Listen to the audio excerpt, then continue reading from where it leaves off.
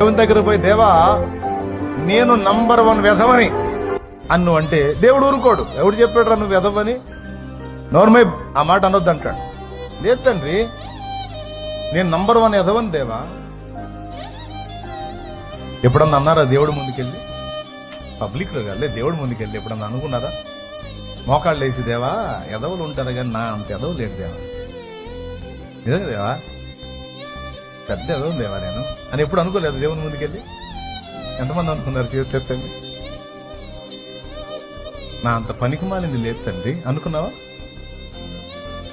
అనుకుంటే చేతులు ఎత్తి చెబుతాను, అమ్మా అయ్యా అనుకున్నారా? నేను కూడా అనుకున్నాలే, అందుకని చెబుతున్నాను.